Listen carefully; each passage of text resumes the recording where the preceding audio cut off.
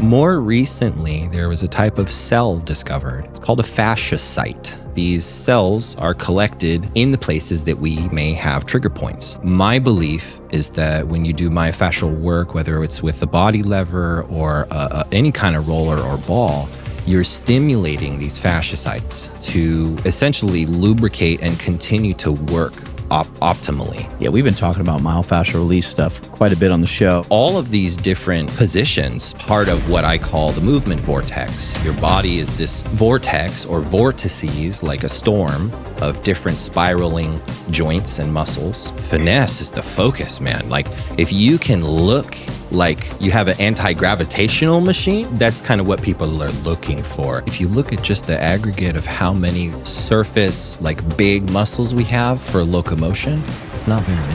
How many can we count? I see the body as that system. All right, we are rolling. Stephen from Body Lever saying thank you for coming on the show today. Glad to be here. Super psyched. You have a first ever for us today. If you don't mind, can you play the didgeridoo for us here for a second? Sure. Stephen brought this thing in. I think he might have even made it. Maybe you can tell us more about it afterwards, but here we go.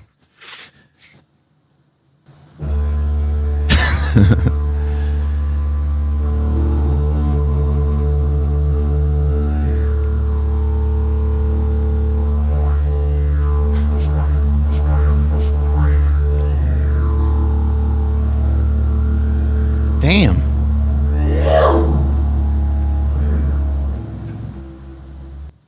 Kind of turned me on a little bit. Little sample for you. Did you make that? No, I did not. I purchased that from a gentleman near my hometown after touring and getting one on tour, playing around with it, not doing very well. How much does a didgeridoo cost? The first one I got was a trade. I traded one of my tools for one, and it was normally $300, so I paid a little bit extra into that one. So you've been showing us the Body Lever and some of the other products that you made. The Body Lever was like sitting inside a super training gym for quite some time, just kind of on the shelf. And there was a guy there that would use it here and there. He showed it to me, but I kind of never really knew exactly what it did. And then Nsima started picking it up and messing with it more. And next thing I know, I start to use it because Nsima shows it to me. And I'm like, this thing's been sitting in the corner for a couple of years. I never touched it, but I never really knew what it was about. How'd you get yourself into this, making this device? Well, you know, when I was 13, I was playing football and I fell. I fell right on the side of my leg and I broke it. So I think what happened over time is that turned into a signal of chronic pain. And then when I ran into the concept for it, I had some experience doing myofascial work and massage for a partner of mine. So when I first had the apparatus, I was working on a different idea, just always been creative. I squeezed my leg one day and I was like, what the hell is this? And it's basically still the same thing. What is this thing? Because it's taught me more and more as the years have gone on. Yeah, it's amazing. Like when you, like for me, when I squeeze my like calves and stuff like that, it seems to have a huge advantage. But your background, you know, you started out trying to get yourself out of pain. It sounds like with all kinds of different things, but maybe some of those things didn't work so well. Yeah, you know, I used to sit on my bedroom floor with my legs up on a office desk chair, and under my back I would have 4 lacrosse balls, and I would try to wiggle them on my spine and get feedback and get some good signal into it, try to expand the tissues. You know, I didn't really know what I was doing at that point, but it was just intuitive, and every 3 or 4 minutes one of those balls runs away, you know, because you just lose it under your spine, and it's just like, there's got to be a better way to do this. There's got to be a better way. So when I stumbled into the tool, I thought, well, what else is possible? Can I do this in different areas of the body? I started around my torso and eventually ended up on the shoulder. And as soon as I hit that, I was like, there's something unique here that's not available anywhere else. We're all using single rollers and things, and there's mechanical advantage. So maybe there's something really to this. I think as we get into this, there's something, are you able to mention what Thomas Myers told you? Yeah. And can you tell people who Thomas Myers is? I can say just in conversation, you know, I've sent a lot of these to people, and Thomas Myers wrote Anatomy Trains, the book about myofascial lines. And as soon as I discovered this tool, I thought, well, I need to start researching that stuff. Eventually, I made one and sent it out to him. And he, none of the photos are right. He emailed me back and he said, use hands. So, their school is amazing, and the work he's done has reverberated throughout the entire industry and through multiple modalities. So I really took that as a signal to me that I need to do something with this. When a person like that says, hey, you've got a great thing here, go for it. But you also have been studying a lot of different things over the years. Can you kind of tell us your story? So you broke your leg, and then were you trying to get into lifting more? I know you have a story with yoga and stuff like that too. Were you just kind of what do you think you were searching for? I didn't know it at first, but eventually it's this sensation that I kind of realized that the shape of fitness was wrong. And I'll get to that later. But, after that pain, I was basically like a 13-year-old kid that was this big. I was a very large child. So I was like a puppy with too big of paws. And I fell on my leg. So, okay, what's going to happen 10 years down the line? I didn't know then. But as soon as I started to get some really funky signals in my back where I would be like 15, 16, wake up and my back is seized up, I started to plant seeds about maybe fitness for you isn't the same as other people. Maybe you're going to need to focus on more inward. I had a couple experiences working with someone in Kung Fu, with a little bit of Kung Fu early on. So I thought stretching was a good direction to go. And I was, moderately mobile. Being a taller person, I feel like, we have these long appendages. Maybe it makes more tissue easier to go in different directions. But I ended up just, 20, 25 years old, weightlifting, doing a bodybuilding show once upon a time, which was a lot of fun. You learn so much about how fast you can transition and change your body. And how was Olympic lifting for you? I couldn't even do it. Couldn't even do it. I was going to get to that. I had a trainer at the time who tried to put me through some of the kind of conventional things. And it was always very difficult for me with lots of weight because that leg break, I believe, turned off a neurological channel in my spine. So I immediately started feeling structural pain after about 300 pounds, 315 pounds on a squat in particular. And that's the most I ever squatted, 315, one or two times. And then my spine just said no after that. After that, I tried doing deadlifts, tried doing things conventionally, and every time I'd end up with 2 or 3 days of bedridden or some kind of,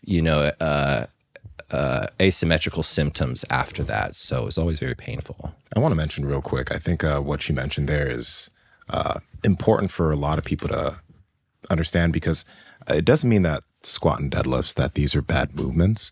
But if you're finding that you're doing these movements and you're just not having a great experience, no matter what you hear other people telling you to do, you should probably listen to your body. And, you could try to figure out ways to do it, but don't keep trying to beat that horse if it's not working for you, which I think a lot of people do. And then you kind of just demonize those movements. Mm-hmm.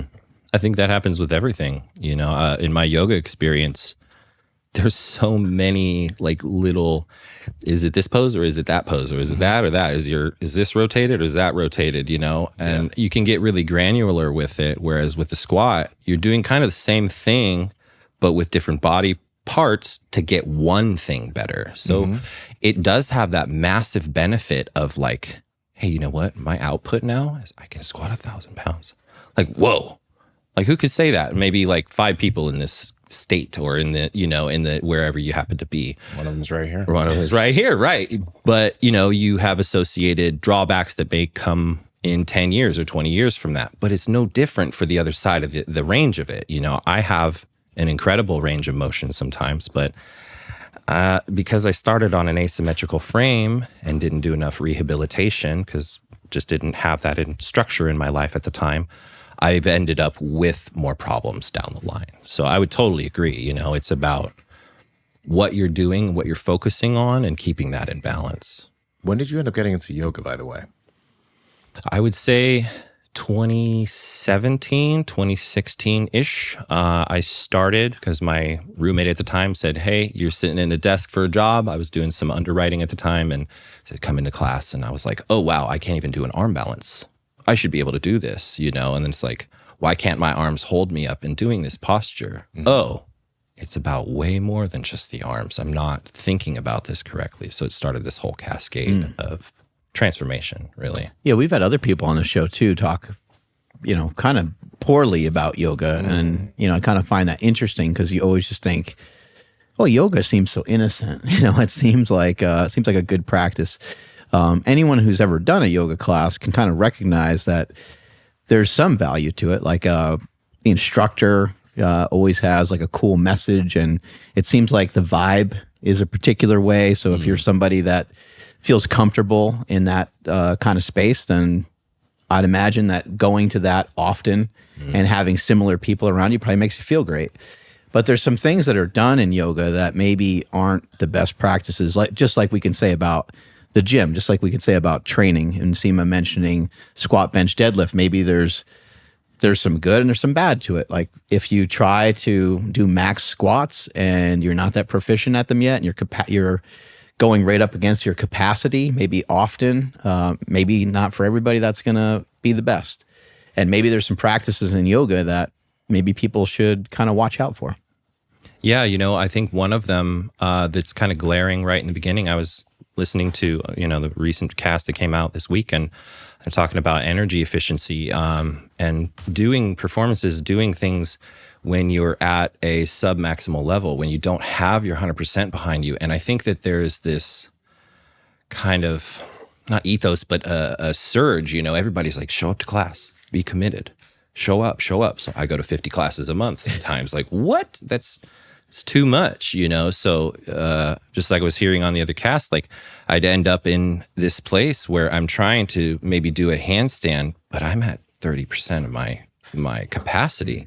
Is that beneficial? Am I actually patterning good movement engrams in, or am I causing more problems? Am I actually going to end up with a torn ligament or torn issue? And I think the latter is the case, because you're showing up to be part of the community, to show up for yourself, idealistically and physically.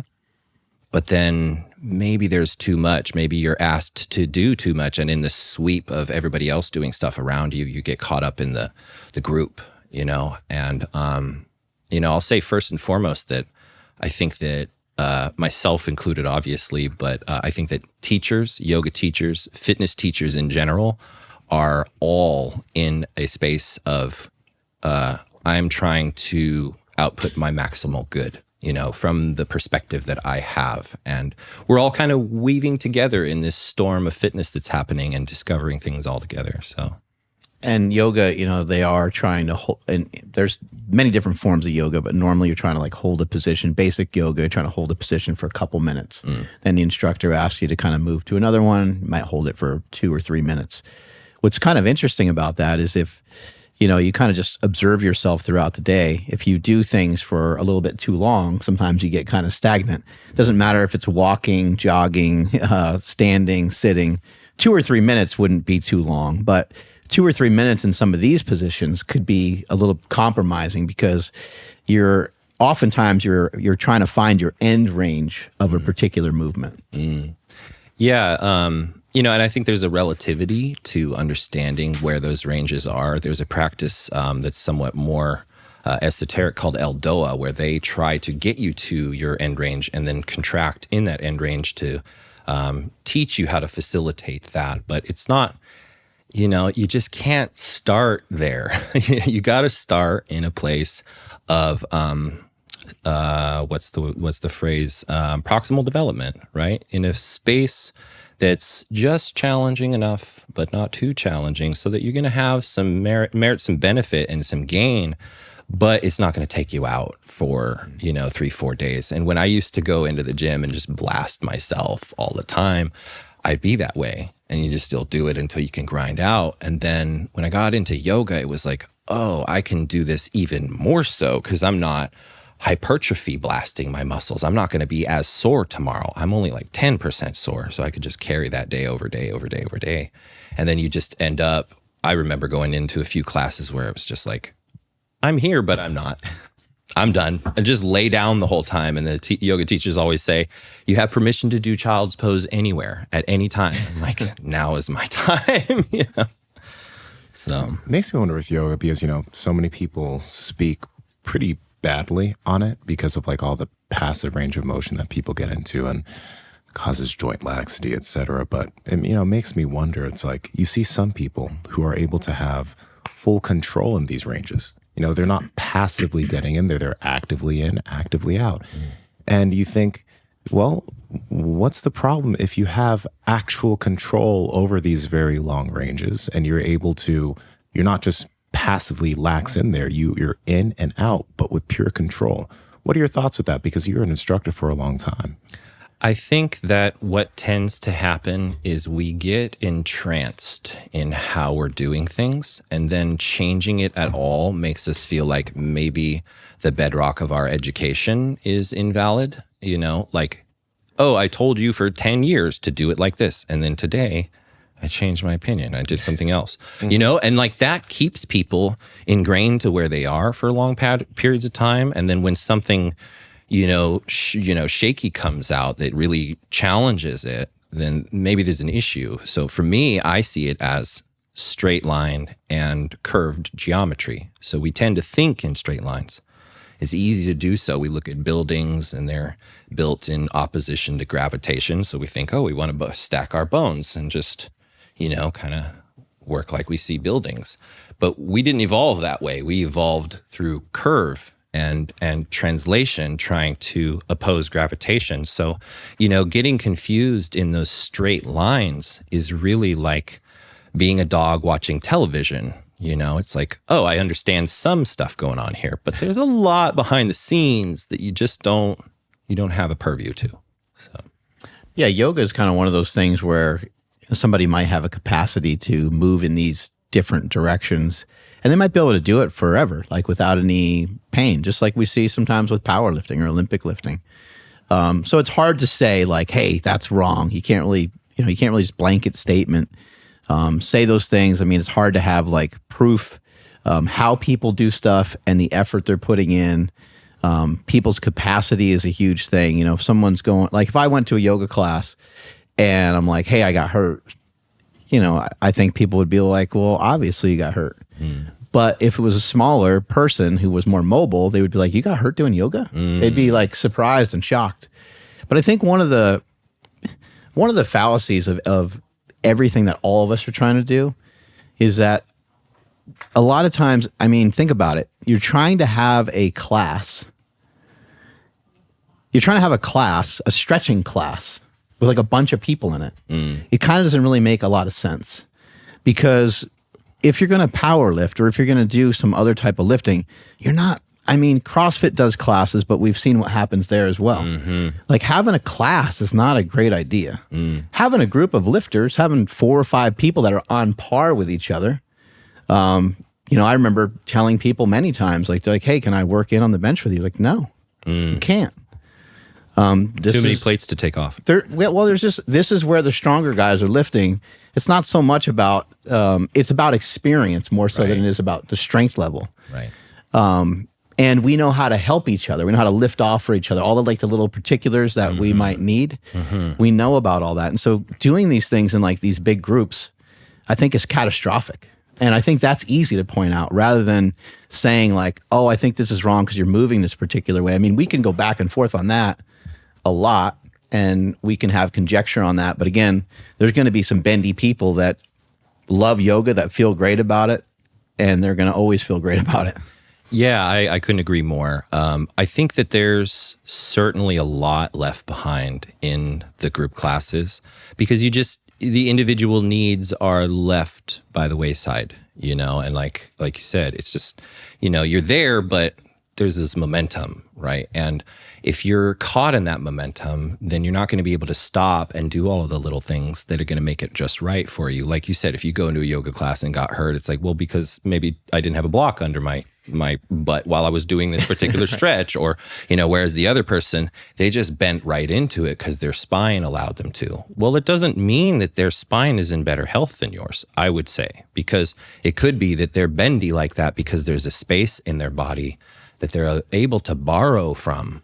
And that borrowing eventually ends up with like this bent spoon snap, right? You bend a spoon enough times, where does it bend or where does it break? It breaks at that small connective point. It doesn't break in the strong points. That's just like our pain. You feel the pain in these tiny areas, and it's going to cause something eventually if you ignore it long enough. Myself, I've actually had 2 injuries in my life from working with a wall directly. So working with foreign leverage can be very dangerous if you don't yet understand what you're doing. Like you're saying, everybody's body is going to be different when you enter a certain activity. How did it happen? In high school, I was doing a leg stretch on a wall, and I did a pivot on my left foot, and my knee bent sideways. So I believe that Whoa. Yeah, Describe that again, please. Knee bent sideways. So I believe that I tore cartilage in my left knee. But that was on top of already breaking that same leg. So that was on the same leg. Same leg. You were showing off. Probably. I remember the action. I don't remember what I was doing. You know, you remember those like sudden moments. Well, you forget a wall is like yielding your energy, you know, and if you're trying to do particular stretches, like if trying to do a particular stretch like into a wall or even like away from a wall, it's just a way different stretch than if you didn't use the wall at all. So you got to just understand that it might feel way different when you're utilizing any implement. Whenever you utilize any implement and you're doing anything new or different, you got to be very cautious. Yeah, the wall is a synthetic environment, right? We're used to ground reaction forces traveling axially up through the spine, right? From our feet being on the ground. But as soon as you change the environment at all, like if you're on your back, you know, you're more like a fish, and your spine moves left to right very easily because the orientation of gravitation traveling through it is different. So all of these different positions, basically, that we put our bodies into are going to stimulate part of what I call the movement vortex. You know, your body is this vortex or vortices, like a storm of different spiraling joints and muscles. And the eventuality or the culmination of that is you're a walking storm of potential. And, you know, your storm is different than mine, and that gives us our differentiated abilities that come naturally to us.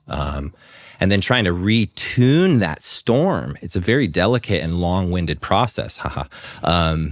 You know, you really have to get in there and change all the electrical currents and change where, you know, all of the resources are coming from. And if it's dirty food or dirty practice or anything, it can end up being a very dangerous thing. Seems like you've connected quite a bit with a lot of the things Functional Patterns does, and you're with your body lever, you're kind of swinging that thing and twirling it around like some nunchucks, and you're hooking it to the cables, and then you're doing a lot of like twisting type stuff. Have you found that some of that type of movement has been a great way for you to express your body, your strength? And if you found benefit to it, why do you think it's providing so much benefit for you? I go back to spiral force, thinking about functional patterns and expanding, thinking about David Weck and Weck method at the same time. They're kind of in a similar realm, as I've heard Nsima say before. You know, rotational potential is how I see all of the movement, and what, you know, putting the body lever linked up to something, what it does is it forces my body to create spiral actions to move it efficiently through space. My original idea with the body lever was actually a functional handle, very similar to the RG bar. And one day I had 2 of them. I thought, I'm going to put them on 2 different cables, and I clipped it together. And that's how I came up with the body lever. It's like, it's 2 handles. And now 8 years later, I go back and connect it to a machine again, and now it's 2 handles. So one hand pulling and one hand pushing, it creates this interesting coiling mechanic and a really neat shape. You make the Fibonacci spiral when you're utilizing this tool through space. The Fibonacci spiral is just and it's an expanding coil, or it's a mathematical. Did you make equation. it up? What is this thing? No. The Fibonacci spiral is an expression in mathematics that's based on a expanding number. The sequence is 0, 1, 1, 2, 3, 5, 8, and on and on and on. You add the first number to the second number, and then it expands out from there. My belief is that the core of movement mechanics is actually based on that spiral. Because, it's like a tornado.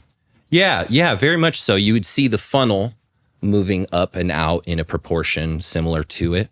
But in our mechanics, I believe that if you were to think of the shape of human movement, we're not, straight buildings like we were talking about before. We're these coils. David Weck talks about the dual coil system, and we have a coil extension and reflexes going through all of our appendages, and the hands and feet being the most sensitive. If you look at the motor unit homunculi, it's a model of how much information we receive from our hands and feet.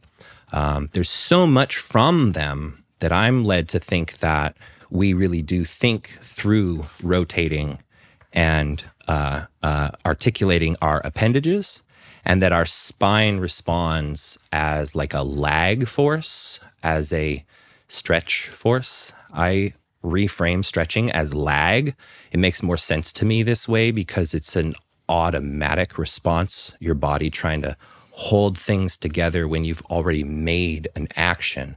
So if we were to sit into it, like you're saying in the yoga classes, it's a lag force. My body's just trying to slow down to keep me together here. Well, what if I sit in that for 20 minutes? That's a problem, imbalance in one way.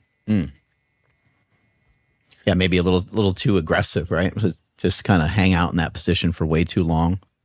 Yeah. Anything in its extremity is definitely going to cause some kind of issue, right? Yeah, I found that like some of the stuff that there's so much crossover between all these groups that fight against each other. You got Goda, you got WEC, you got FP. They all hate that I even bring any of them up together. I think when I first started trying to just get more athletic and move a little differently, I made like a post where I thanked all of them, and each one of them reached out and said, "Don't, please, do this. Yeah, please don't, say us with this. Don't even shout us. Don't even bother to like tag us or shout us out." I'm the opposite. And I was just like, "What the, whatever." I get it. Everyone's trying to have their own little piece of the pie, and it sounds like what's cool about it, from someone that's not in it, is that I can observe, all of these people have found out some really cool things. And I'm going to utilize a little bit from each one because I think what they found is true. I think what they found is magnificent. I think rest and restoration, a great place for that is on the ground. That's what Goda talks about quite a bit. A lot of other people have shared the same thing coming on the podcast. I think they have a lot of good things to communicate about the ankles. FP, there's just so much going on there. I think they have a really great base, a lot of the things that they say. If you are trying to be athletic and be able to move well, it's a great idea if your main goal is sprinting. Like I like that idea, that concept, because a lot of people are kind of just lifting maybe without a lot of purpose, or they're just trying to maybe get bigger or maybe get stronger, but maybe they're not recognizing that they could be doing some of those things to the detriment of some other things. And it's good for them just to have awareness, even if they don't care about movement and they just want to get big. It's good for them to just know, like, hey, you can still be big and you can still move well if you practice some other things as you're kind of going for it. And so I think, and WEC obviously has a lot of the double down, the WEC vest, his Bosu ball, his inventions, his creativity. But even more recently, when I'm listening to him, I'm like, wow, that sounds just like Goda when they were here. It's pretty interesting. And I know that they all kind of started around the same time. And I think they've all been evolving at the same time. You know, what's interesting to me about that is there's a parallel. I see it as a parallel of like the Manhattan Project, right? We discovered that there's this possibility of nuclear potentiation. And then we got a bunch of the best minds together. We figured it out and we created new power and new destruction. So why aren't we doing that now with fitness? We have all of these different people, you know. I even have a post where I showed one of David Weck's inventions, the rope flow rope and the body lever, and one of FP's tools, the Lever King. And I think they're all what I call prime tools. They represent our anatomy in some way, and you want to use tools that are shaped like your anatomy because that's consistent with reality. If you're using something that's not shaped like you, it might cause bad signals. But the crossover, like you said, there's so much because we're one organism. You know, you get into some of these places in fitness or in health where it's like, well, that's okay for you. It's like, no, medical science exists because there's some consistency, right? Like we all have 600 plus muscles, but they're different sizes, but the mechanics involved are very similar because we're all overcoming the same problem. We're all a gravitational windmill in essence. You know, I think of it as, you know, this lag force and contraction force in unconscious balance. We're just intending to go someplace. And then fitness and working out is included in that intent, right? And then we get encapsulated in whatever box we decide to put ourselves in. So. What interests you the most now as far as like the stuff you've been putting together? I would say convergence, you know, like he said, there's so much going on in different places. My mind has always looked for a dark place in the forest. And I listen to a lot of Jordan Peterson, and he says that if you're looking for answers, to look in the darkest place. And right now I've been warring with how to present my opinion, I guess my findings about some symbols we have had in the past and in the present, mainly the swastika, which is not of origin that people believe that it is. In this country, at least, there's a deeper origin in Jainism and in yoga and Buddhism. That symbol represents integration. So I think it's a lost symbol. Yeah, you can see that it's conflated with coming off the heels of Elon Musk. Yeah, in his mistaken symbol during the speech. Right. Oh yeah, it was just his autism speaking. Right. Twice. It was saying his heart. His heart goes out is what he's. My heart. I never seen someone do it quite that way before. So aggressive. I won't divulge into that. I'm trying to get to the bedrock of the symbols without trying to tell people what to do with their lives. You know, by the way, we'll come back to this, but I found it so funny because like for a minute I was like, nah, there's no way. Like, nah, it probably is just his excitement. And I was that person who was like, nah, it's just his excitement. My girl was like, nah, he threw that up. I was like, nah, it's Elon. It's excitement. I come here, talk to a few people that work here. They're like, they're white also. And they're like, nah, he threw that up. I'm like, wow, so I'm the black guy who's defending Elon Musk? Okay, you know what? You're right. He threw that shit up. Okay, let's get back to this. Nice. He just wanted to get rid of the stigma, maybe. I don't know. Or maybe he's part of some party that we're not aware of. Well, the symbol is divorced from what we saw in World War II. And there's some countries that are more sensitive to it than others. And if you go talk to people in other places, they're like, yeah, what's the other thing? You know, it really is context, just like everything else. And so what is this symbol? Well, that's what I'm going to get at. The symbol is a sign of integration. And if you look at old mandalas in the yoga tradition, it's in a center place. Like there's a reason for that. And to me, I think of it as the body, right? It's a physical manifestation. There's an integrated manner by which all of our appendages travel together, like we were talking about earlier. And I believe that because that symbol is missing in that practice, they're overextending themselves. I overextended myself for years because I wasn't thinking about keeping everything together. I was thinking about getting as expansive as possible, right? So I was borrowing, and then snap. My second injury, which I didn't get to on the wall, was during a class I was teaching. And it happened to me and I was able to contain it. But then later I went, what was that hot pop in my leg? Same leg? Same leg, same side. And I got a hot pop in my lower spine from doing something on a wall that was just, I had too much leverage, overextended myself, and went, oh, what was that? I was able to teach through it, through the pain.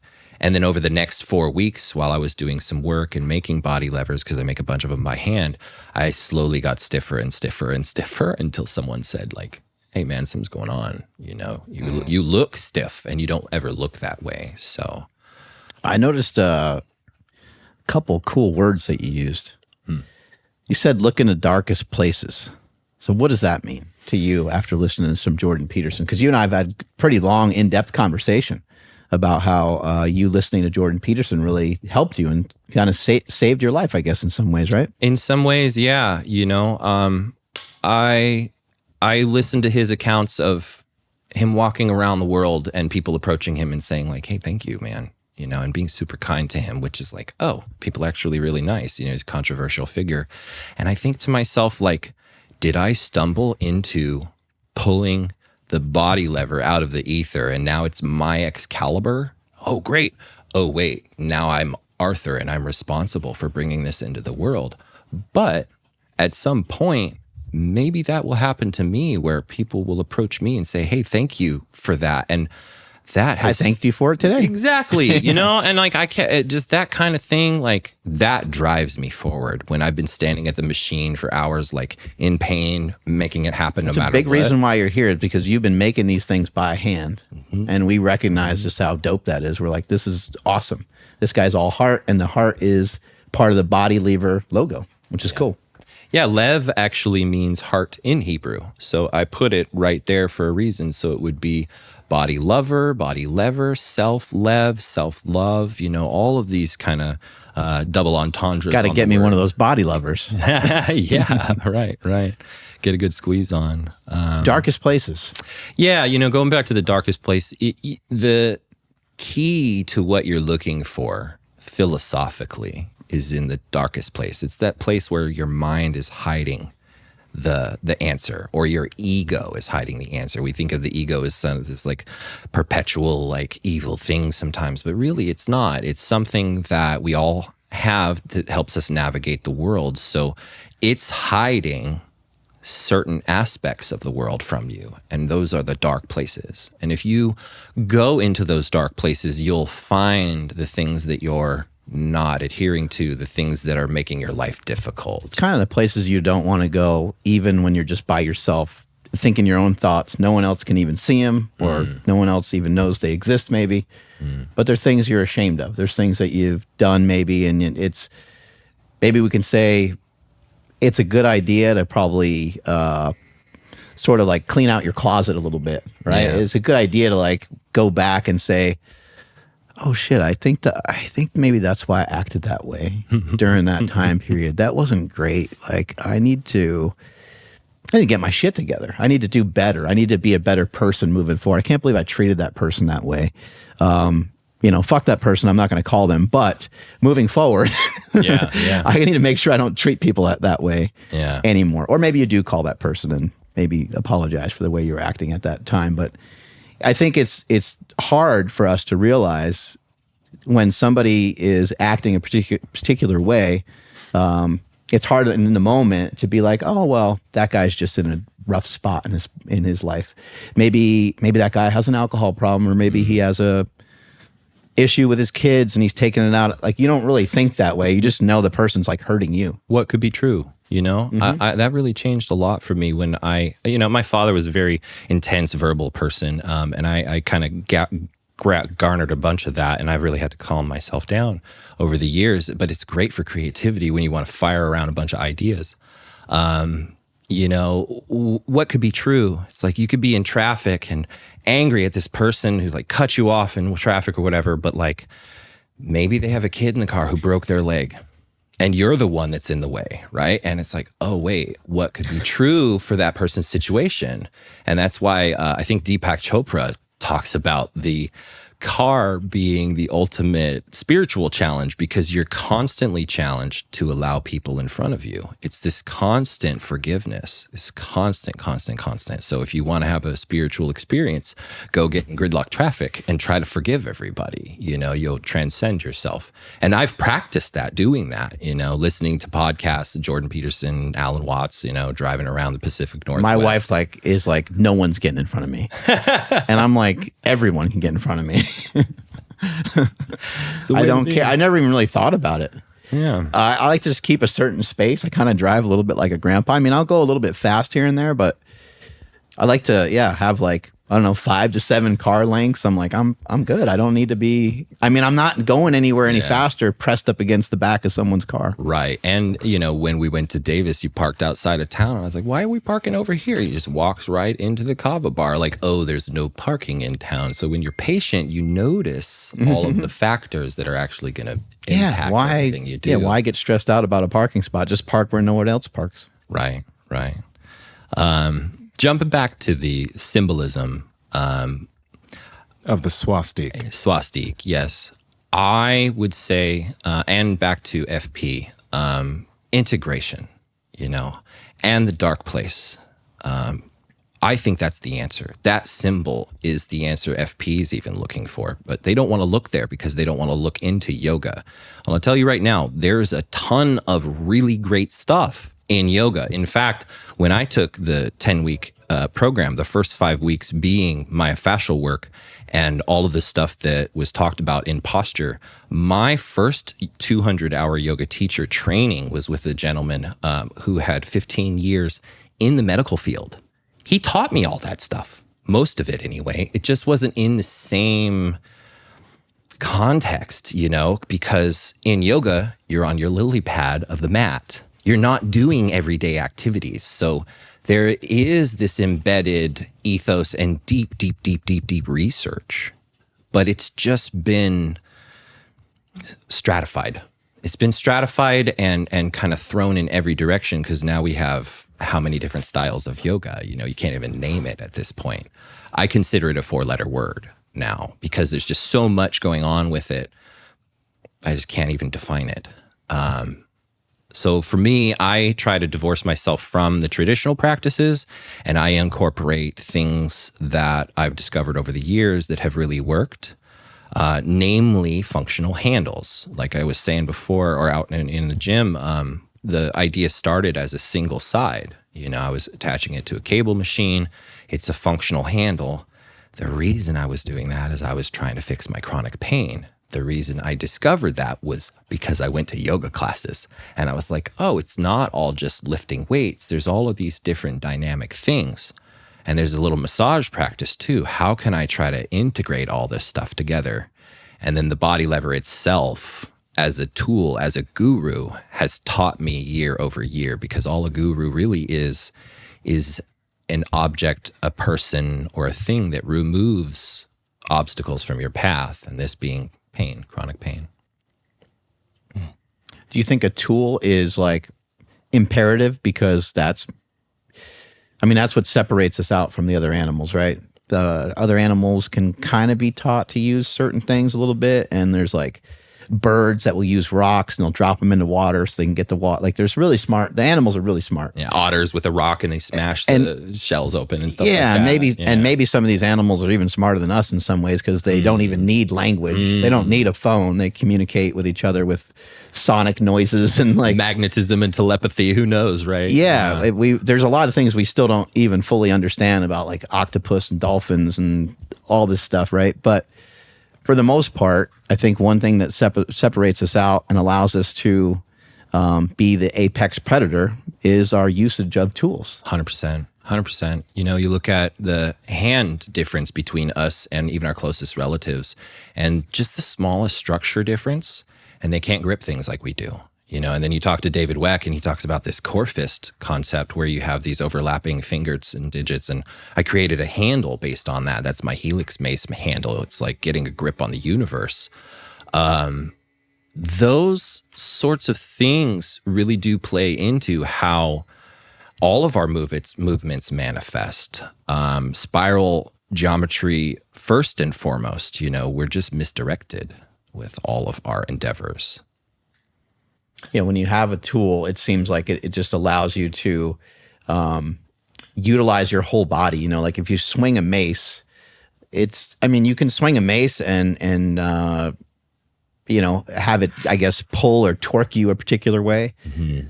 But it's kind of hard to start to swing these things, especially when they have appropriate weights on them, without just having your body want to go with it. Right. Well, I think that the way that it's always been is that our environment has always dictated that velocity was the thing that we wanted, right? Because we're all using stick and stone weapons with, defending ourselves against animals and against each other, right? So it's very important for us to have these skills, whereas now we've forgotten how to handle them properly. So we're picking up different tools that have been made synthetically, right? Like thinking about the dog watching TV, the first tool that we started using for weightlifting, for example, in my understanding, is the kettlebell, right? So we had just had a weight and we attached a symmetrical handle to it. That makes sense, right? You can pick it up off the ground. You use it to weigh your goods against other farmers' goods. And that's what we started using first. Well, then I think the evolution of fitness apparatus came out of that, kind of perspective, like, hey, when we lift these things, our muscles get bigger. That's pretty cool. I'm going to do that some more. Well, what if we make something else that's easier to handle, or, all these different things? So we end up with this whole industry built on this idea that, okay, we want to follow this arc of human potentiality. But in my estimation, that's only one of so many. I have a couple of theories I've got on my Instagram about the matrix of connections of your body and how all the spiral actions are integrated, like you're saying. When you swing a mace, your whole body travels with that. And if it's disjointed, and in the past we were responsible for defending our village, and you had disjointed actions, well, someone that could read your combat language could come out and disarm you and take you out, and then village is done for. So it was important in the past, and we just haven't had to be responsible for defending ourselves in that way in a couple hundred years. Quick question going back to the yoga bit, because you mentioned you've learned a lot from yoga, and there's so many different types, especially now here in the U.S. How about its origins? Because you hear that yoga, like a lot of people look at it as just a stretching practice, but it has its roots in something deeper, not here. So when you're speaking about yoga, are you speaking about original yoga? Are you speaking about, I know, and you just mentioned there's so many different forms. So what are you? It's as long as the history of it is, if you start looking on the web, there is just there is research into antiquity about the mental practice, right? And I believe in that. I meditate, I do so actively. I try to meditate in my walking life. I think that's the real practice of it, is integrating the two things into your conscious action. As far as mental training, there's no better system that's out there. I think that it's just likely that a physical practice has been painted or encapsulated around that religious core, and people are drawn to the religiosity of it and the free, the free space of religious expression that is afforded to people by teaching or being present in those places, and all of those, kind of flowery things that you mentioned earlier, that people are thinking they're doing well and wanting to do good for people. But the origin of westernized yoga is conflated. I see things in the past like primitive gymnastics that was come up with in Sweden by a Nazi, actually, and a bunch of the early coming up with the best shit. These Nazis, huh? This particular man was also homosexual, so he had his own conflictions from within that structure to deal with, whatever those were. I tend to think that because of their very esoteric research into psychic energies and all the other weird stuff they were into, there's no reason to think that they wouldn't try to come up with psychological weapons. Now, I don't want to say this while trying to tell anybody how to live their lives. But to me, what I've seen in the book, Primitive Gymnastics, is the origin of the yoga sequence, the sun salutation. So if you go on the web and you look this book up, there are images of these people doing performative arts, both partner and single, in a way that looks a lot like yoga. And I am under the impression that many of the early influencers of the craft had met with these people, and this is greatly forgotten. And where'd those walls go? Those are great. right, I know they're little wooden dowels. Yeah. You know, I could build you some. That'd be sick. Yeah, next week. No, soon enough. That'd be cool. Bring some of those in here with some of the maces and They're such. still used in a lot of like Eastern European wrestling rooms. You'll see them, and then like a pull-up bar attached to the top. So Yeah, used for like a lot of stretching and leveraging. All it is just a wall full of a bunch of different dowels. And I think everything's sort of, it looks like everything's kind of, I guess you'd say, like bolted down so that you can kind of get leverage against it, or push or pull or squat, you know, with it, and not have it, you know, rip out of the wall. Yeah, it's like a multi-level squat bar, but you can. There's a bunch of different spots to. And people leverage make from. they make like little stretchy stations at the gym. You'll see those sometimes, and they kind of have some similar vibe to them, but it's kind of made with like rope, and sometimes the rope can move a little bit, and those are kind of cool too. Or you have the big metal boxes like they have at Gymnazo. Love that spot, by the way. Those are amazing. You get all these different relationships, and you can work into the stretch and actually get the right feedback rather than sagging into the joints, which is so cool. You were saying you thought there were some answers in. You thought there's some answers for functional patterns in yoga. Do you have specifics on what you think? Yeah, I mean, it's that symbol. You know, if you look at that symbol, it's the answer FP is looking for. It's right there. It's obvious. If you just insert the integration symbol into the center of what they're talking about, hey, look, now there's 2,000 years of us believing that this is the way that things are organized, right? Or more than that. I'm sure it's more than that. Are you kind of saying that yoga has similar beliefs or similar principles or crossover principles? I tend to think that yoga has lost the way because that symbol is no longer in our view. We're extraordinarily story apt beings. We live through stories and symbols for a reason. You know, they're drawn on caves for a reason.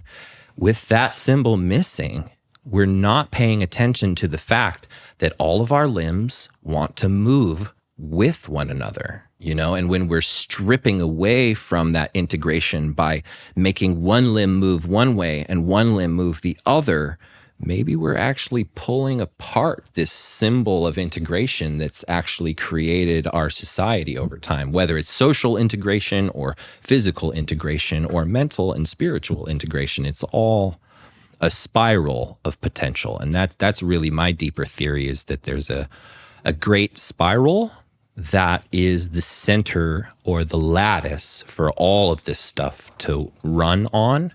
And we're just making the mistake of trying to translate ourselves through reality in straight lines when we need to be more curved, like David, like FP. So. Maybe we've distracted ourselves with a lot of different like products and inventions over the years. You know, Arthur Jones, you know, he made some great products. He made the Cybex machines, and I think it was called Eagle something before that. But he made those first cams of the you know, leg extensions, leg curls, and all the different machines that we've seen. A lot of our great bodybuilders that motivated, you know, thousands upon millions of people over the years. You see people on the, you know, the leg extension, their legs are all jacked, and we see people on some of these different machines, and I think they were great motivators. And I still think there's like utility in some of those movements. I think I still do some of those movements myself. But it's just interesting how those movements, kind of came along, and they sort of became a thing because fitness became a thing, because bodybuilding became a thing. But it doesn't really mean that bodybuilding is like necessarily in our best interest. It also doesn't mean that bodybuilding is in our worst interest, but it's probably somewhere in the middle. Yeah. And some of those machines, I guess, just kind of help us to get to some of those goals that we might have for like hypertrophy and stuff like that a little faster. Yeah, it's a continuum. You know, you start in one place and then it becomes something else. Just like the body lever was just one stick, and you turn it into a stick with knobs, and then with other things. It evolves, and a fitness is no different. We're just coming back around and going, oh, maybe we need to misdirect this or change this a little bit, and just understanding that, bodybuilding's freaking awesome, right? Like you can grow your potentiality and your maximum output. And I wouldn't be here if I hadn't watched, maybe one too many Ronnie Coleman videos, right?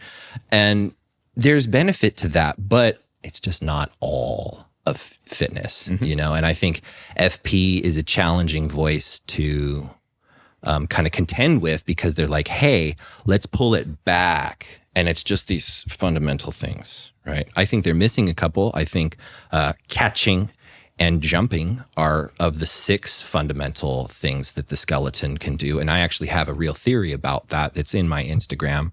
That's under the flow equilibrium, the flow equilibrium. So, but like explain that in a way that everyone will be able to understand. The catching and jumping. Why do you think those are fundamental? Because I know for a fact, I've seen on one of their posts, they don't believe jumping is fundamental. So it goes back to fundamental geometry. So it's not even about human mechanics. It's about reality itself and how we respond to it. Like reality is a spiral natured thing. We're a spiral natured thing. So if we're responding in an erroneous way, it's going to catch us wrong. It's going to get us in trouble, essentially. So if you are only doing 4 out of 6 things that are actually the potentials, then you're actually limiting your body's expression. Now, with the body lever, I discovered that there were those 4 things, because those are based on how the skeleton interacts with itself, right? So the skeleton interacting with itself produces 6 unique types of vectors, and they're only attributing to 4 types of vectors.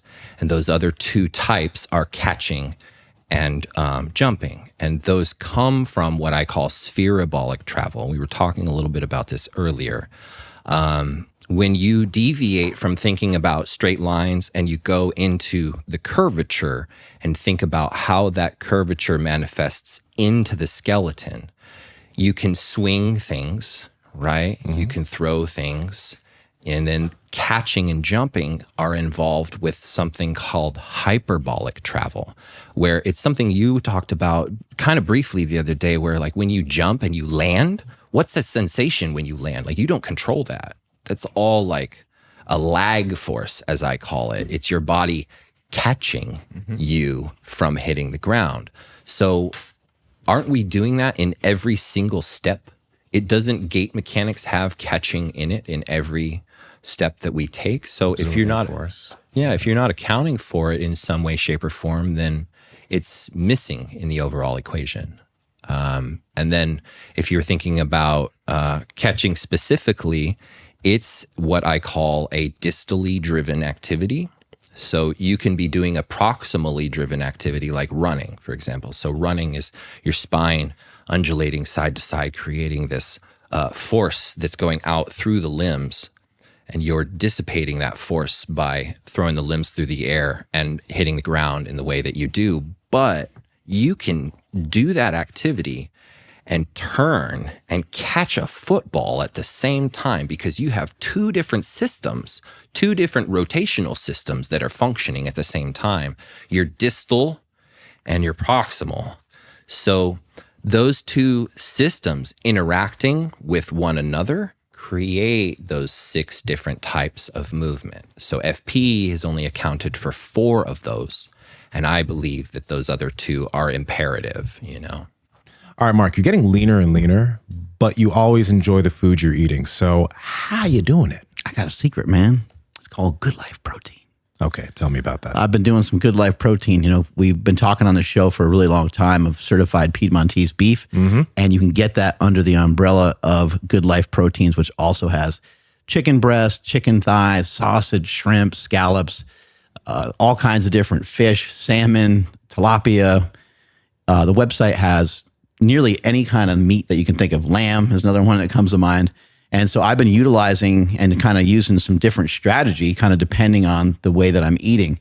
So if I'm doing a keto diet, I'll eat more fat, and that's where I might get the sausage, and I might get their 80-20 grass-fed, grass-finished ground beef. I might get bacon. And there's other days where I kind of do a little bit more bodybuilder style, where the fat is, might be like 40 grams or something like that. And then I'll have some of the leaner cuts of the certified Piedmontese beef. This is one of the reasons why neither of us find it hard to stay in shape, because we're always enjoying the food we're eating. And protein, you talk about protein, leverage it all the time. It's satiating and helps you feel full. I look forward to every meal. And I can surf and turf, Yeah. I could cook up some, chicken thighs or something like that and have some shrimp with it, or I could have some steak. I would say, the steak, it keeps going back and forth for me on my favorites. So it's hard for me to lock one down, but I really love the bavette steaks. Yeah. And then I also love the ribeyes as well. You can't go wrong with the ribeyes. So guys, if you guys want to get your hands on some really good meat, you can head to goodlifeproteins.com and use code POWER for 20% off any purchases made on the website, or you can use code POWERPROJECT to get an extra 5% off if you subscribe and save to any meats that are a recurring purchase. This is the best meat in the world. I think it's a little chunk of fitness and of strength and conditioning that gets a little bit lost.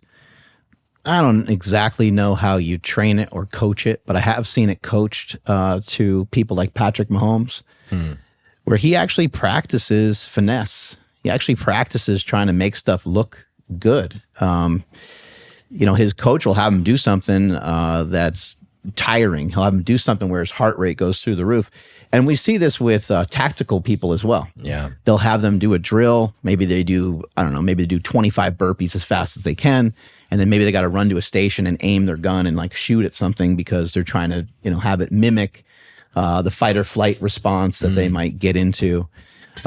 But this idea of finessing things sometimes, it doesn't really get talked about that much. And it is the very essence of, okay, all these guys are great athletes, but that guy's got something completely different about him that I've never seen. In football, they'll call it touch. The guy will throw the ball, and rather than me just throwing a dart to you, I just lob it up over the defender.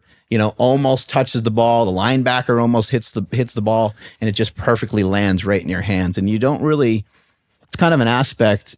It's off topic of what you were talking about the catching and some of that, but it's on point with the fact that when I played football, I was a tight end and I used to catch the ball, and when you catch the ball, it's coming to you. Sometimes you're wide open, and sometimes when you're wide open, you actually lose a little bit of finesse rather than get more concentration. Sometimes you lose your concentration a little bit, but there is a finesse. We used to, throw the ball to certain guys, and the guys would drop it, and we would say, "You got hands like feet," because they're super uncoordinated with trying to catch the ball. Their arms would cross over or something, and there's a lot of touch that happens when you are trying to allow the ball to come to you slowly, even though the quarterback might have put some gas on the ball. Right. It's also think about Nikola Jokic in basketball, how he can throw him, LeBron, Steph, how they throw certain passes.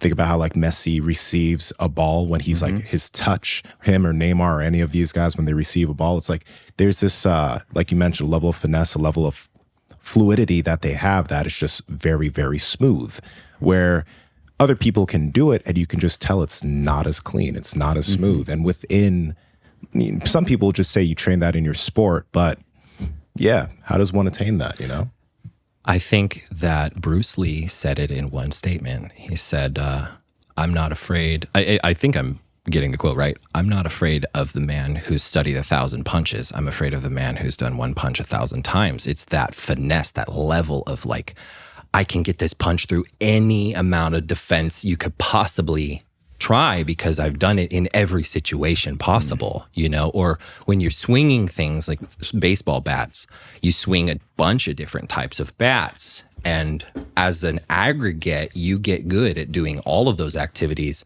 Well, every type of swing that you do gets better as a result. So, you know, in the arm balancing and handstand world, that's the focus. Finesse is the focus, man. Like if you can look like you have an anti-gravitational machine, like that's kind of what people are looking for. And it tends to be very torsion-y without knowing it, and very tippy. And you learning body mechanics that are very, very different in its balance aspect, but very similar to, say, deadlifting. Doing a handstand press is very similar to like getting your hips in a very particular position and balancing your skeleton and getting the potential to move in space, but you're contracting in a different way and you're trying to get to a different place eventually. So there's a similar mechanic, but the storm is different. Like I was saying earlier, you know, I can do handstand presses, but there's no way I can squat, you know? So I can make one work because my body's storm allows me to do that. Yeah, I think one of the greatest football players of all time and one of the greatest nicknames of all time was Walter Payton. They called him Sweetness. And he was a running back. And he, you know, Walter Payton was probably right around 200 pounds, but he ran people over. Actually, it was kind of funny because he was known for having this finesse. He was known for, he was also known for running these hills. Epically, he would run these hills till he like barfed. And then other players copied that, Jerry Rice, LaDainian Tomlinson, other Hall of Famers. But watching these clips of him here, he's just running people over, but he's using different speeds. That's the thing that stands out the most to me is, yeah, he's moving his feet around a lot and he's dodging people and he is, you know, he's quick, he's graceful, he's got so much grit is what people appreciated about him the most. He's just like absolutely just running people over. And I think that for some reason that got lost in the message because he was called Sweetness because of how he moved. But I remember as a kid watching him run down the sidelines, and he would run, let's just say, argument's sake, he's running like 16 miles an hour. All of a sudden he would run like 20 miles an hour. Then he'd slow back down to like 14.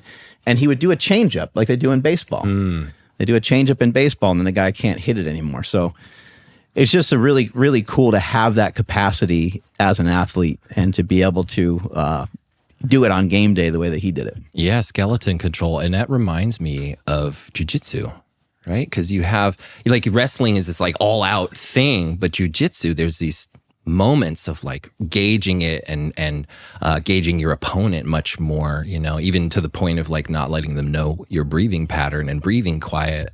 And being like, you know, as sneaky as you can about that sort of stuff. I mean, there's that. I mean, I get what you're saying with wrestling, but that exists in wrestling too. I mean, I know it looks high speed. I know it looks more powerful, but high level wrestlers do that too. Like there's a point of high tempo and low tempo. You know what I mean? You're not going 100% all the time, even though the speed seems that way. Right. So it exists in both.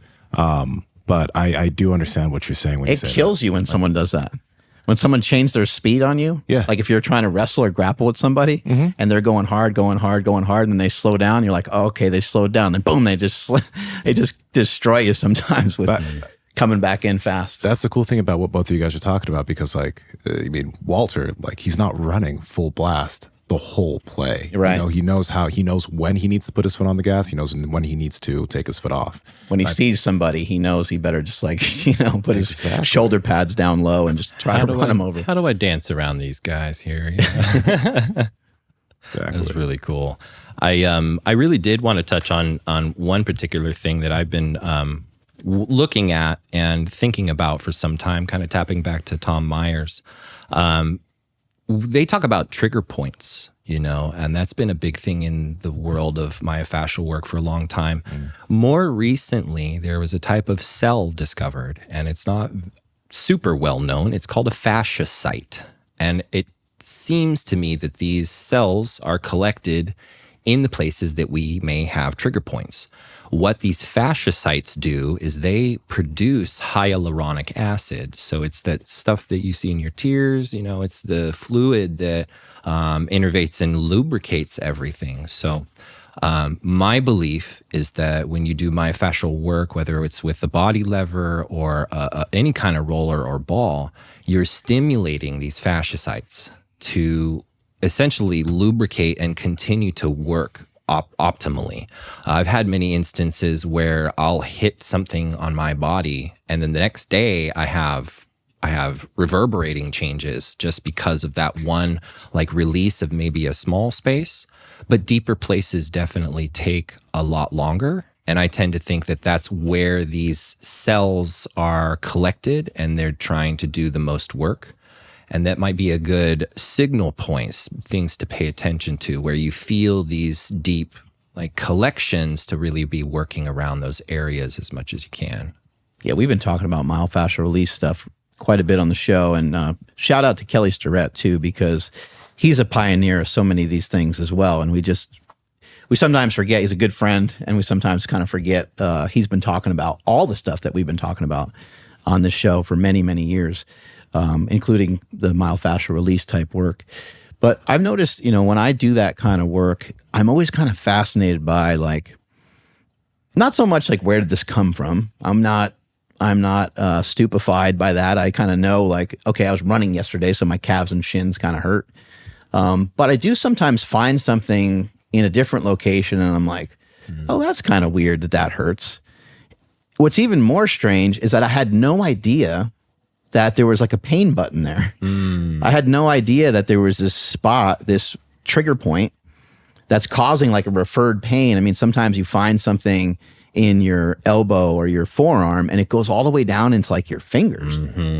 And you're like, this was not anything that I deadlifted yesterday. I did this, last week. You didn't even notice it at all. Yeah. But it's just like sitting in your body. So I wonder how many people haven't really messed around with any myofascial release that have these things in their body. And I kind of wonder, you're saying like it's freeing up some stuff, but it's not only freeing up your body, it's also freeing up your mind. I mean, there's a mind-body connection and there's some philosophical things maybe going on when you're getting rid of some of this like scar tissue, if you will. But it even goes beyond that, because if you just have confidence that you can run, jump, punch, throw, defend yourself, you don't feel sick, you don't feel tired, you don't feel really sore, your confidence and things like that are just, they're way different. You walk into the gym and you kind of have something going on in your calf and you look at the box that you wanted to jump on for the day, you're like, maybe today, maybe not today. You're not as motivated to do that movement. And maybe this is something that is plaguing a lot of people and they don't even really know it. They don't understand that, because we'll get questions about motivation all the time. And maybe just some of this work, along with a couple other habits, but maybe some of this work would be some low-hanging fruit to actually introduce you into some fitness, because there's a lot of work that goes on when you're doing myofascial release. If you get on the ground, you get your body lever, you get some lacrosse balls and some different things like that, you'll be sweating. Oh, yeah. You'll be, if you're finding some good spots, and I think that your average person, even without lifting, without running and jujitsu and all that stuff, I think they're going to find some gnarly pain buttons. So many. I think of them as little gremlins, right? You're hunting the little gremlins, and as soon as you find one, it transforms into this big monster, Like, what the hell is that? Yeah, what is this thing? I spent some time with a friend of mine working with her on her ailments, and in the discovery of her past history, understood that she rode horses. Well, understanding, how do you get on the horse? The left side. Every time? For how long? Well, no wonder you have imbalanced psoas reactions and things going on in your hips. You've gotten on the horse literally 10,000 times the same exact way. So how many of us have activities that are like that, where we're just doing one thing or another? So you just got to get a machine that just puts you up there. Yeah. But they're trained to do it from the one side. And if they were to have someone get on the other side, they might wig out, So all of our stuff is like that. Our entire society is built around right-handed activities, So we all have this kind of right side dominance. And is that inborn, or did we create that? There's cart before the horse, or egg and chicken thing there. Yeah. But I just think of all activities that are repetitious as something like that. You can end up with that thing in your forearm because you're driving your car with the right arm, for example, most of your life. And then 20 years later, you're like, I kind of always have been leaning toward my center console. I kind of have this compression in my ribs. Oh, wait, I've been in this environment hitting the gas and brake with my right foot literally hundreds of thousands of times and activating that side of the hips. But when have you ever touched it with the left foot? It drives me nuts every single day, by the way. Does it? Yeah. I'm like, my right foot's kind of like pushed out, and I need to I'll try to push my heel out so my foot's straighter.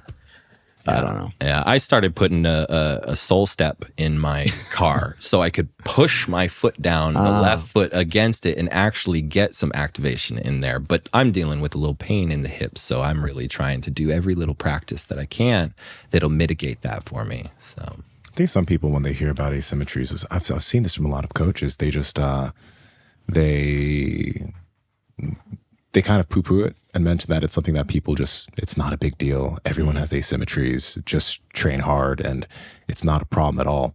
And I do totally understand what they're saying, because there's so many people that just lean in on like, oh, you're not symmetrical here, you have this or you have that.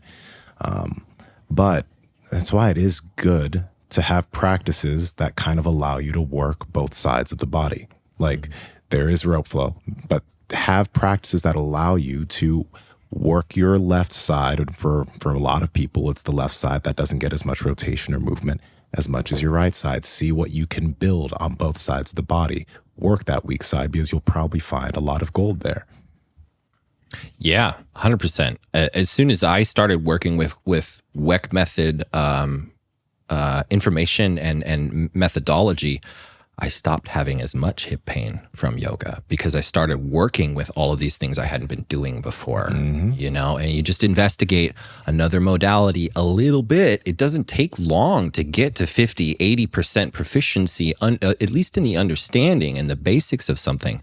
And that it may expand what you're doing in such a reverberating way that it changes everything about how you do life. In fact, I had an experience as a kid where, I grew up in a very religious type of family. So, and I watched a lot of Star Trek, right? So I was very atheistic. And then at one point in my life, I saw this Venn diagram. It said theist, atheist, agnostic. And it said knowledge. And I was like, why are they more knowledgeable?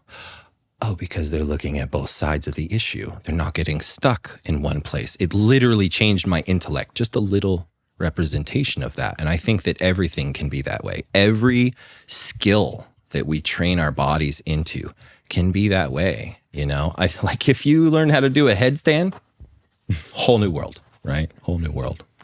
I remember as a kid, growing up Christian and like going to church and all that kind of stuff.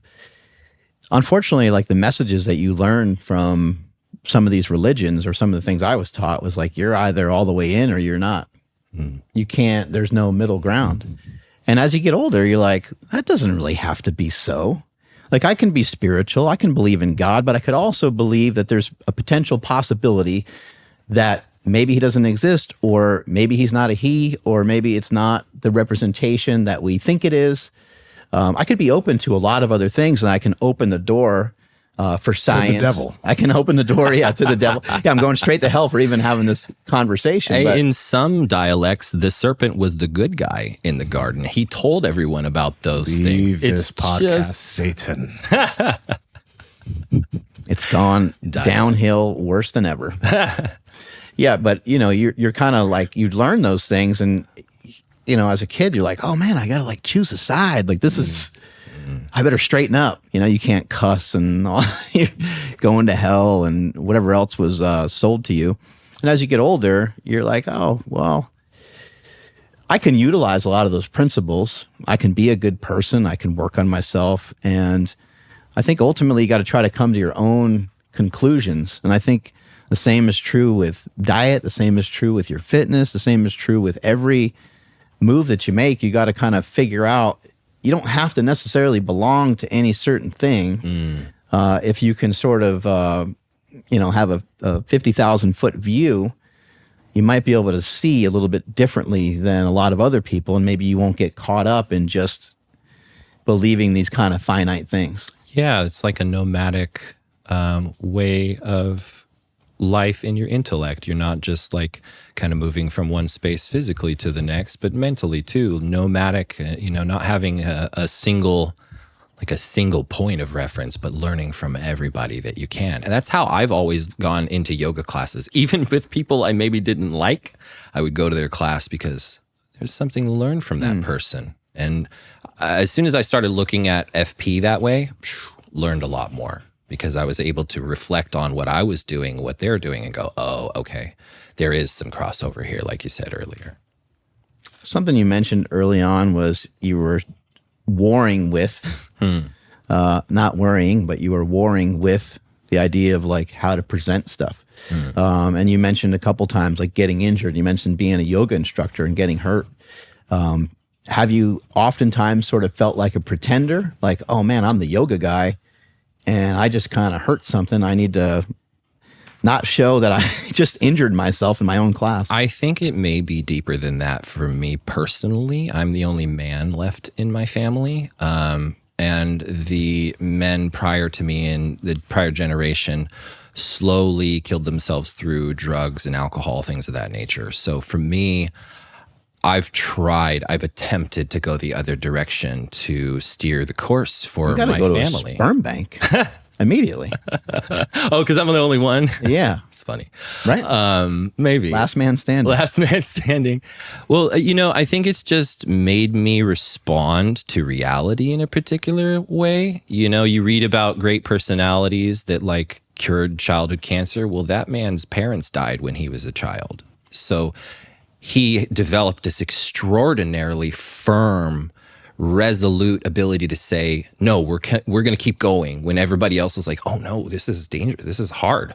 And that's kind of what I've developed. It's just like, I stumbled into this thing and I'm going to make it work, no matter whatever sacrifice I have to make. And that's on the backs of my family being, kind of vapor. It's like, I don't have anyone to prove it to. What do I do with all my energy now? Like I said earlier, my father was a bit of a forceful character. Well, when he passed away, all that energy, what do I have to do with it? It transmuted into, oh, I discovered this thing. I can take all this energy and funnel it into a positive, So I think that not only all of these things, but I think our worldviews are encapsulated by the way that we perceive our parents and God, so to speak, because at first our parents are our first God. They're the force that we learn this place through. And like we take on our mother's emotions for the last 5 months in the womb. So you're introduced to reality through that conduit. So like it's all very much orchestrated to create the best positive outcome, So going back to religion, those are just the guidelines to how to get to those places. And people have tried to tell us stories how to get there. And as a kid, you're like, that's really extreme and crazy. Why is God like smiting people? And then you grow up and you go, oh, it's because all of these things that happen if there isn't a proper response from the world or from the universe. From a business perspective, the tool that you created isn't cheap to make. It doesn't take 3 minutes to make. It's not easy to ship. It's large. It has some weight to it. You chose, or however you want to say it, you chose a difficult path. How has that path been? And and sort of like, how did you turn it into a thing? Because there's a lot of people listening right now that probably have ideas and stuff that they want to go through with, but they just they think their idea is like too weird or crazy. They don't know where to start, type thing. I started with a broomstick that I bought at Home Depot, and I cut it in half and I put 2 metal carabiners into the end of it. I was working with a different idea. Believe, at some point, somewhere, I must have come across the phrase that, people less articulate or less intelligence or less this or that made it anyways because they believed in themselves. And I think that there's a curse of creativity that you do tend to wander outside of normal convention to create something. I think that's actually the mislabeled meaning of the Cain and Abel story. I think that Cain was a creator, and that the imagery of that is that actually, they were creating things, and the mistakes that he made were based on that. I won't go into that so much, but for me, the whole experience has been at first very illuminating, like, oh wow, this is a possibility. And then it's been very jarring, like, what the heck is this thing? And how do I communicate to people about it? But, after my friend said, hey, I'll give you $50 for one, I was like, wait a minute. This is a thing. What do you want it made out of? And he said, oh, this kind of wood. Like, okay, great. And it's just one little thing after the next. Your community is going to be huge. You're going to run into people that say, oh, nay, nay, and just, smush them in the face and just keep going on because, you've only got one lap to live this life in. And like Gary Vaynerchuk says, people are walking around like they're coming back. And, I've just never had that perspective. I've never thought I'd get to come back and do it better the next time. So, I've just tried to design things the best I can and redo them in a way that's, sequentially better and better. And here we are. I will never go to a doctor ever again about my general health. All they want to do is put you on pills. Really well said there by Dana White. Couldn't agree with him more. A lot of us are just trying to get jacked and tan. A lot of us just want to look good, feel good. And a lot of the symptoms that we might acquire as we get older, some of the things that we might have, high cholesterol or these various things, it's amazing to have somebody looking at your blood work as you're going through the process, as you're trying to become a better athlete, somebody that knows what they're doing. They can look at your cholesterol. They can look at the various markers that you have, and they can kind of see where you're at, and they can help guide you through that. And there's a few aspects too, where it's like, yes, I mean, no shade to doctors, but a lot of times they do want to just stick you on medication. A lot of times there is supplementation that can help with this. At Merrick Health, these patient care coordinators are going to also look at the way you're living your lifestyle, because there's a lot of things you might be doing that if you just adjust that, boom, you could be at the right levels, including working with your testosterone. And there's so many people that I know that are looking for, they're like, hey, should I do that? They're very curious. And they think that testosterone is going to all of a sudden kind of turn them into the Hulk. But that's not really what happens. It can be something that can be really great for your health, because you can just basically live your life a little stronger, just like you were maybe in your 20s and 30s. And this is the last thing to keep in mind, guys. When you get your blood work done at a hospital, they're just looking at like these minimum levels. At Merrick Health, they try to bring you up to ideal levels for everything you're working with. Whereas if you go into a hospital and you have 300 nanograms per deciliter of test, you're good, bro, even though you're probably feeling like shit. At Merrick Health, they're going to try to figure out what things you can do in terms of your lifestyle. And if you're a candidate, potentially TRT. So these are things to pay attention to get you to your best self. And what I love about it is a little bit of the back and forth that you get with the patient care coordinator. They're dissecting your blood work. It's not like you just get this email back and it's just like, hey, try these 5 things. Somebody's actually on the phone with you, going over every step and what you should do. Sometimes it's supplementation, sometimes it's TRT, and sometimes it's simply just some lifestyle habit changes. All right, guys, if you want to get your blood work checked and also get professional help from people who are going to be able to get you towards your best levels, head to merrickhealth.com and use code POWERPROJECT for 10% off any panel of your choice. You had the skill set for a long time. Your woodworking looks awesome. Like the product that you make looks cool. Thanks, man. I started with just being a contractor's assistant, just doing woodwork, getting paid $20 or $15 an hour to just cut. That was just some work that you picked up sort of along the way? Yeah, basic stuff. I mean, my family always worked in the trades. So I started doing drywall when I was like 15, 16.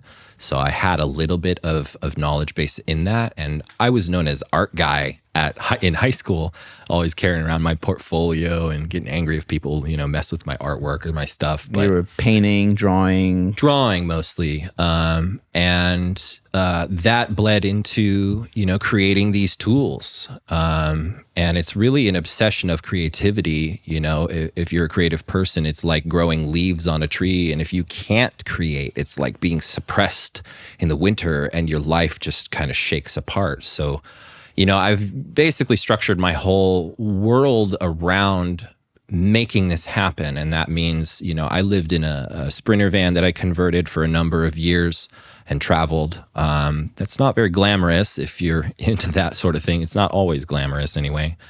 So it's been really hard on me at times to make this happen.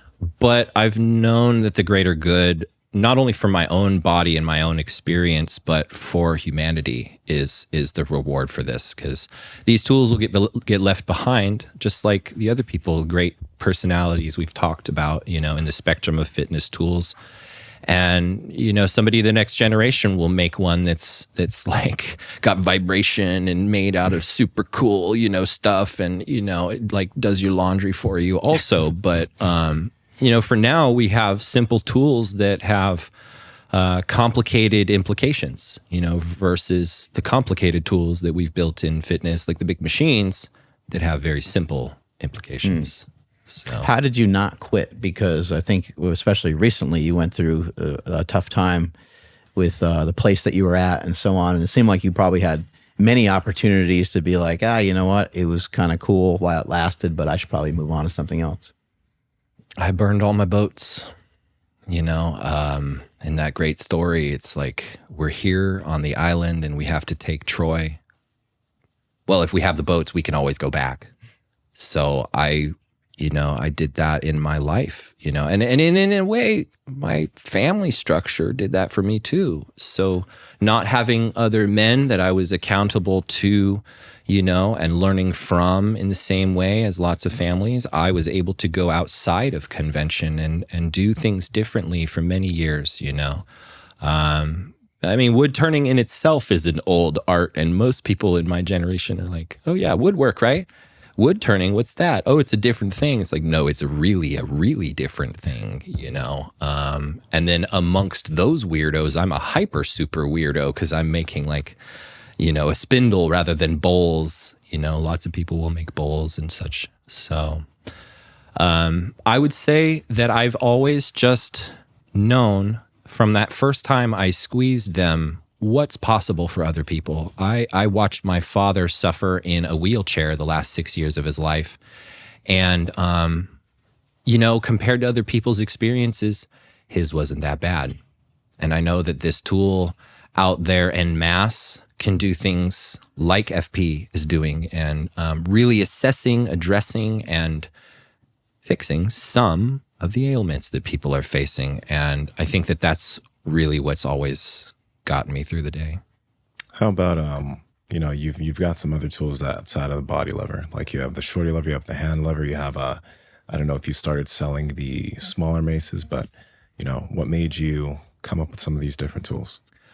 In my travels, I've had the great fortune to work with you two gentlemen, and I've been down to San Diego a number of times, gotten to hang out with David Weck and Chris at the Weck Method Lab, and I've learned a lot from them. And thinking about this asymmetrical movement system of our bodies and what the body lever taught me about the origins of our fitness, which I believe are agricultural and combat laden, right? We do things in those two realms. All of this taught me what to do now with the new designs. So like we're looking at a particular tool I've made many versions of the screen here. And it started as this little tool, just something to poke into the hands.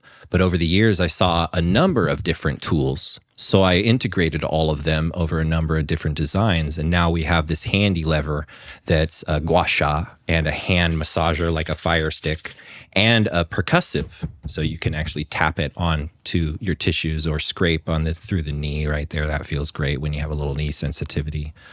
The other tools have just been further extensions of the creative leafing.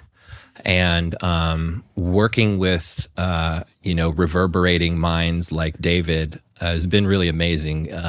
Every time I go there, I have like a new gadget and he's got like new gadgets. So we're like, what's going on this time, and what are you working on? So, I made that Helix mace there in essence of the core fist methodology. So, or the concept behind that. So you have fascial distances in the fingers that are different based on how you grip something.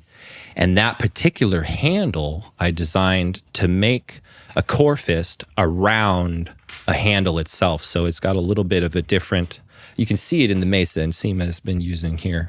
Mm-hmm. That profile is basically like two funnels connected, right? So you have a funnel on top and a funnel on the bottom, and your hand glides right into that in this really amazing way. So I'm always trying to build sensations, not just provide an apparatus, but build a specific sensation. So that's what all of the tools have been geared toward. I think what you're mentioning there is, though, also something that, it's good to think about for a lot of people, because I even noticed it with myself over the years, training with barbells, dumbbells. The grip is very clean, the grip is very consistent, but you grip these implements in a single way that activates your hands, forearms, everything in a specific way. But when you grab these tools, like, your different, your maces, and then these smaller ones too, it adds, you're activating your hands in a much different way than most people are probably used to. I noticed like there's been meat that's been building on my hands over this past year now.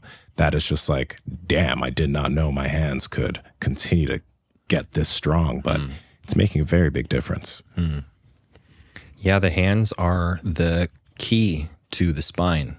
I tend to think that we have more problems associated with our bodies that we get through manipulating the world with our hands than we do with our feet. And this is kind of an esoteric thing I was chatting with somebody about, and it's like, oh yeah, I see more shoulder-related problems than I do hip-related problems. Like, okay, is it because we're living mostly through our feet or mostly through our hands? And if you look at that motor unit homunculi, there's more data from your finger than there is from your whole hip complex, right? So you're using your hands to see the world, but then you go to a yoga class and they're like, stick your butt in the air. It's like, well, I can't feel that. I can't feel these different things you're telling me to do.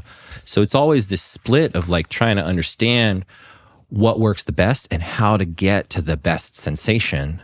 And I think that those contours and Raspberry Ape was saying, you choking down or up on them, they give you different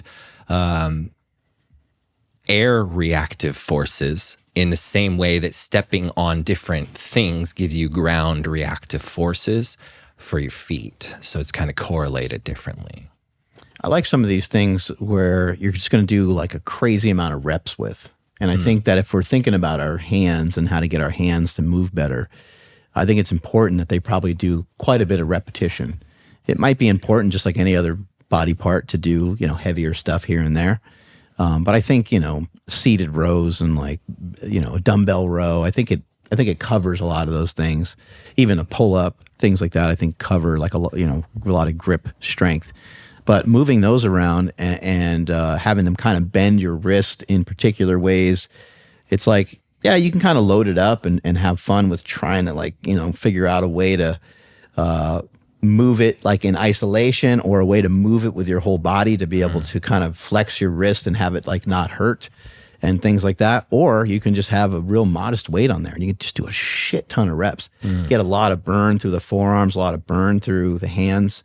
And so far, I've been loving it. I have one near my TV, and I'm just kind of twisting it and messing with it. I mean, I'll because it's, like off balance, because there's weight on one side, I'll actually take it and try to roll it like you would with like a kind of a typical gripper thing where you have the rope and you're trying to roll the weights up. Yeah. That's kind of what I'll do. I'll go forward, I'll go backwards, and I'll switch it to the other side. And I do a lot of this stuff here where I'm going, internal, external rotation, palm up, palm down. And it's really helping my wrists. My wrist and my elbows they've been kind of beat up for a long time. They don't really hurt when I do a lot of things, but they just kind of annoy me sometimes when I go to just the simplest task, like unscrewing the top of like my shaker cup or something. I'll be like, oh, that shit hurts. But now I'm actually kind of getting through some of those muscle tissues. Feels good. Right. Yeah. You know, if you look at just the aggregate of how many like surface, like big muscles we have for locomotion, it's not very many. How many can we count? Right. But we actually have 600 something, right? What are the rest of those? Rotation and support muscles and like muscles we can't activate through conscious intent. So we make those actions here, but you're saying like integration further in, those are all reflexes. You know, like I see the body as that system. You know, the reflex is movement. Like our intention is like, yeah, get me to over there or do this task. But your reflexes are how you've conditioned everything. And then it's just going to do what you've intended to do based on all those experiences. So then we all have unique experiences of just trying to pick up a pencil off the ground. You know, for me, it's hard sometimes. I stretch too much. Do you still stretch too much? No, I don't. I don't stretch much. I, in fact, feel like, and I do actively try to relabel stretching as lag in my body. I don't like to think of, hey, I want to sit and spry myself open for a while. I might stop and like open and like find sensation. Like we were talking about yawning earlier. Like you see this like ooh, outward, inward at the same time just to check in. But I don't sit and stretch anymore. I've had too many borrowings from my body and signals of pain that I've had to dial back from. And now I'm mostly focusing on FP inspired and agriculture and combat inspired body lever movements like we're doing with the cable and stuff. And that's mainly to just maintain my spine and to make it so I can continue to make these things. So where can people find you? I'm on Instagram under Body Lever and Steve with the Sticks. My website is thebodylever.com. Strength is never weakness. Weakness is never strength. Catch you guys later. Bye.